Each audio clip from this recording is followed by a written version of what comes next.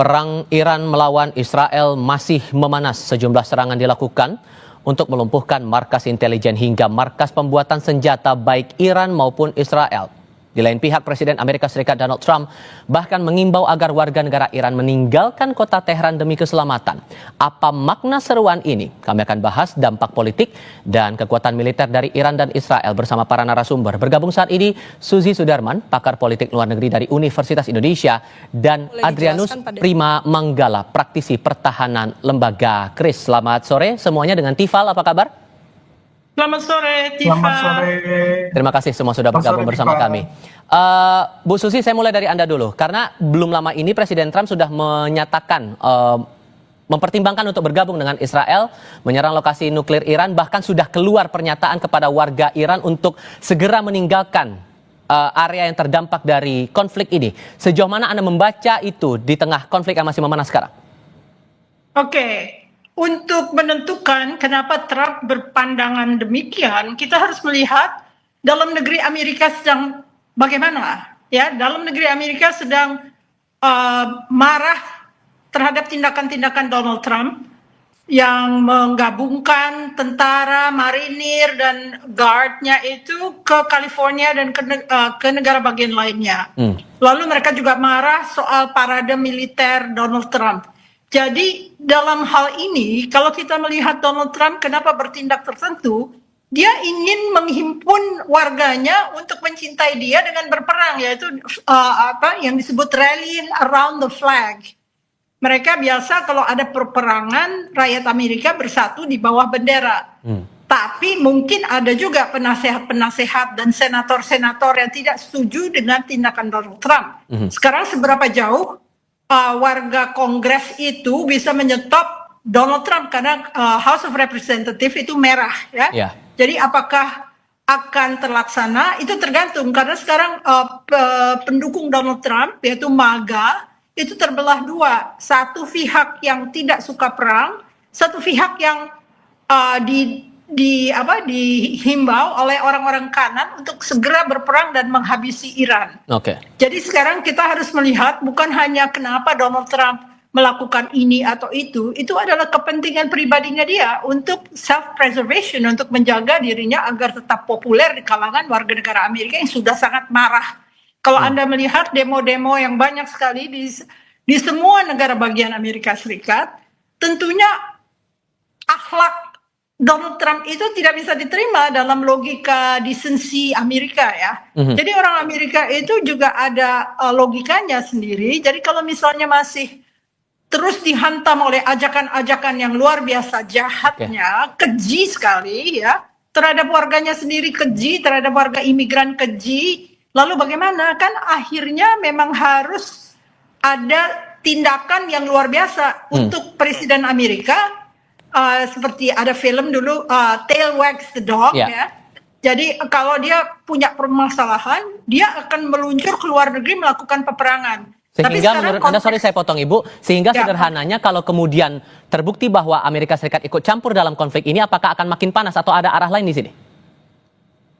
Tentunya ini Armageddon nanti, ya. Kalau Amerika sudah membom cave bombs itu yang akan meluncur ke Fordo, tentunya ada akibatnya. Kita nggak tahu persis, ya, apakah Iran sudah mengembangkan satu senjata nuklir apa tidak. Kalau memang mereka mengembangkan, ditaruh di tempat lain yang tersembunyi, lalu itu diarahkan ke Israel, bahaya juga, karena ini sudah nuclear warfare, ya.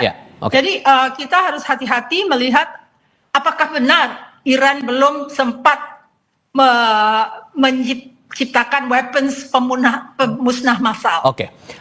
Mas Adrian, kalau kemudian AS bergabung untuk mendukung Israel di tengah konflik ini, membaca peta kekuatannya gimana menurut Anda? Ya, terima kasih. Saya akan mencoba melihat dari sudut pandang militer, ya. Jadi kalau AS bergabung sebenarnya ini akan memperkeruh suasana, apalagi tentu saja mungkin yang akan dilakukan oleh Iran jika AS bergabung, dan mereka sudah menyatakan dalam ancamannya adalah mereka akan memblokir Selat Hormuz. Tentu saja implikasinya secara militer maupun ke ekonomi dunia akan panjang sekali, ya. Apalagi sekarang sebenarnya kita harus mengakui Israel tuh sudah meraih air supremacy di udara Iran. Mereka sudah pesawatnya sudah bebas. Nah, apalagi nanti kalau ditambah Amerika, memang betul seperti tadi Prof. Susi sampaikan, kalau sampai cave bomb-nya itu mencapai facility nuclear enrichment-nya Iran, itu bisa bahaya gitu. Bisa terjadi ledakan nuklir itu yang bisa memicu reaksi seperti itu. Oke. So kalau membaca arahnya ini sekarang, maka bakal berujung kemana kira-kira menurut Anda dengan membaca peta kekuatan yang ada sekarang?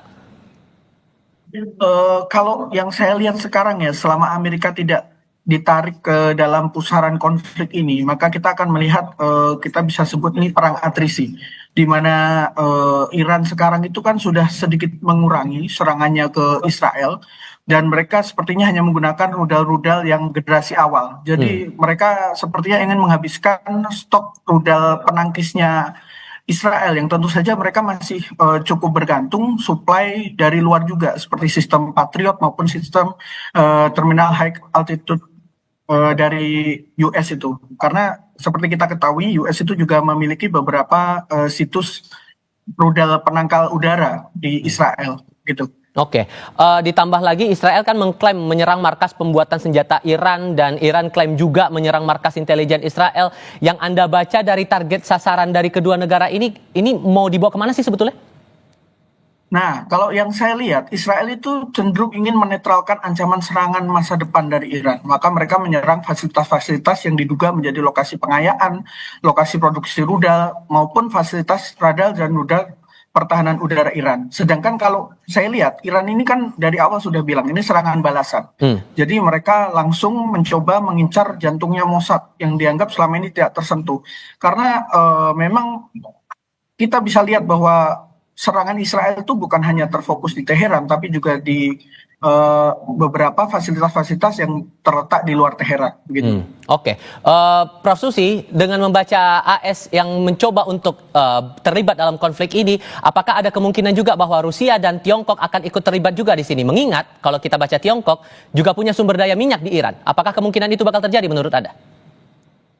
Tiongkok biasanya tidak akan terlibat kalau dia tidak diserbu ya, biasanya dalam sejarah begitu. Kalau Rusia ada kepentingan yang paling utama bagi dia, yaitu AS bersahabat dengan Rusia dan jangan membantu Ukraine. Sehingga akhirnya Iran sendirian gitu loh. Belum tentu partner-partnernya Rusia dan Cina punya kepentingan yang sama dengan Iran. Padahal Iran itu kalau dilihat dari sejarahnya, dia melakukan defensive strategy, bukan ofensif ya.